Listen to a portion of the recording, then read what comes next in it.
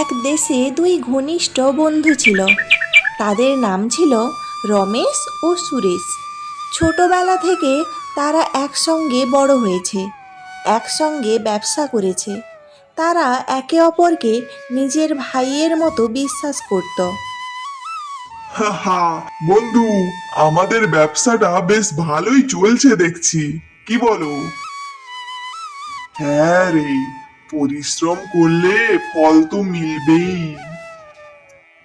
তোর মতো সৎ বন্ধু পাশে আছে বলেই এত দূরে আসতে পেরেছি। আর তুই না থাকলে আমিও কিছু করতে পারতাম না। হা হা হা, হা হা হা হা হা। তাদের ব্যবসা খুব ভালোই চলছিল।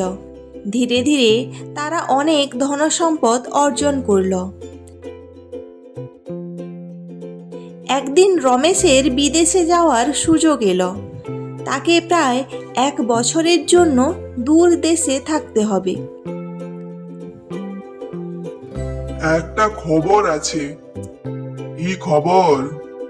আমাকে 1 বছরের জন্য বিদেশে যেতে হবে। সত্যি? কবে যাবি? আর কয়েকদিনের মধ্যেই। ভালো কথা তো, নতুন সুযোগ। বিদেশে যাওয়ার আগে রমেশ তার সবচেয়ে মূল্যবান ধনসম্পদ, সোনার মোহর, গয়না ও কিছু দামি রত্ন একটি বড় মাটির কলসির মধ্যে রেখে সুরেশের কাছে নিয়ে গেল।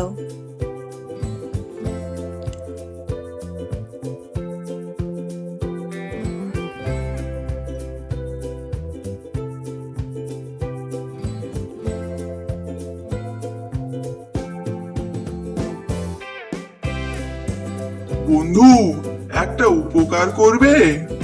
আরে কেন করব না বন্ধু, আমি তো 1 বছরের জন্য বিদেশে যাচ্ছি, তাই এই কলসিটি তোমার কাছে গচ্ছিত রাখছি।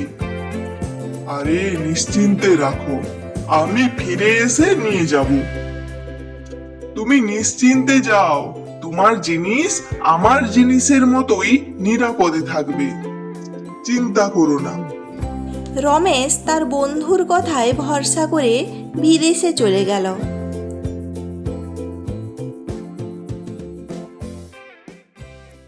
কিন্তু সময়ের সঙ্গে সঙ্গে সুরেশের মনে লোভ জন্ম নিল। ভিতরে কি আছে কে জানে। আহ, একটু দেখে নিলেই বা ক্ষতিটা কি? আর কিছুদিন পরেই তো রমেশ চলে আসবে। দেখি কি আছে। ঢাকনাটা খুলি তো। এই তো, এই তো খুলে গেছে। এ কি? এত সোনা! এগুলো যদি আমার হয়ে যায়, আমি তো অনেক ধনী হয়ে যাব। নিয়ে নি, সবগুলো এখন থেকে আমার। এগুলো শুধু আমার। লোভে পড়ে সে সব সম্পদ নিজের কাছে লুকিয়ে রাখল। তারপর কলসির ভেতর টাটকা আম ভরে আগের মতো বন্ধ করে রাখল।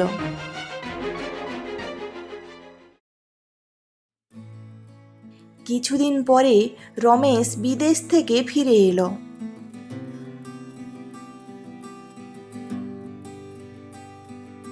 আহ, অবশেষে বাড়ি ফিরলাম।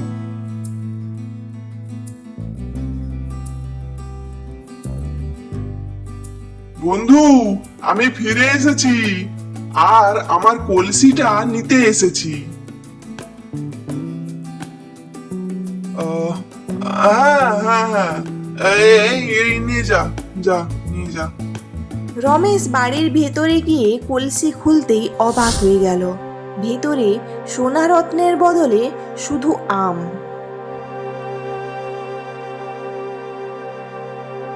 এ এ কি? আমার সোনা কোথায় গেল? আমার সোনা হিরে, আমার সারা জীবনের গচ্ছিত সম্পদ। হা ভগবান! সে রাগে ও বিস্ময়ে আবার সুরেশের কাছে ছুটে গেল।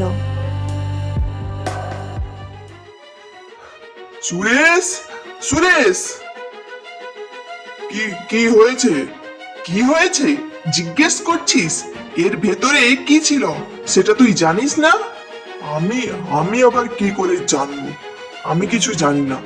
1 বছর আগে আমি নিজের হাতে এই কলসিতে সোনা গয়না রত্ন রেখে তোর কাছে দিয়েছিলাম, আর আজ খুলে দেখি ভেতরে আম।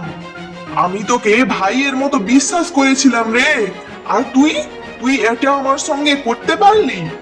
দেখ, আমাকে দোষ দিয়ে লাভ নেই।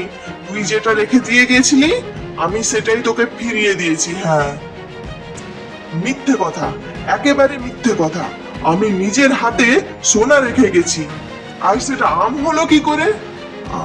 আর আমি বলছি আমি কিছু জানি না। বারবার একই কথা বলে আমাকে দোষী বানানোর চেষ্টা করিস না। তাহলে সোনা গেল কোথায়? আকাশে উড়ে গেল নাকি মাটির নিচে ঢুকে গেল সেটা আমি জানি না। আমার ঘাড়ে দোষ চাপাবি না। তুই চোর, বিশ্বাসঘাতক, বন্ধুত্বের নামে কলঙ্ক। মুখ সামলে কথা বল। আমি কোনো চোর নই। আমার সারা জীবনের সঞ্চয় সব শেষ হয়ে গেল। না, আমি এর ন্যায় বিচার চাই। চল, রাজার কাছে চল, তিনি বিচার করবেন।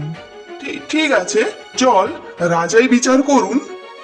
শেষ পর্যন্ত তারা ন্যায় বিচারের আশায় রাজার কাছে গেল। তোমরা দুজনেই সব কথা খুলে বলো। রমেশ প্রথমে অভিযোগ জানালো।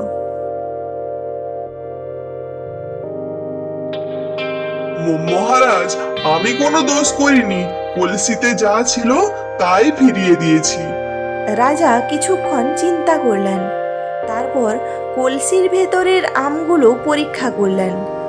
আমগুলো দেখে রাজা মুচকি হেসে বললেন, সুরেশ, তোমার কথা যদি সত্যি হয় তাহলে আমার একটি প্রশ্নের উত্তর দাও দেখি।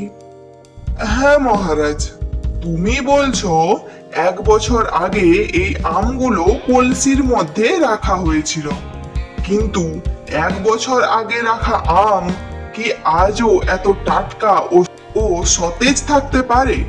1 বছর আগে রাখা হলে তো এতক্ষণে আম শুকিয়ে পচে যেত, কিন্তু এই আমগুলো একেবারে নতুন। এর অর্থ স্পষ্ট। তুমি কলসির ভেতর থেকে সম্পদ সরিয়ে আম ভরে রেখেছ। অবিলম্বে রমেশের সব সম্পদ ফিরিয়ে দাও, অন্যথায় তোমাকে কারাগারে পাঠানো হবে। মহারাজ, মহারাজ, আমাকে ক্ষমা করুন। লোভে পড়ে ভুল করেছি।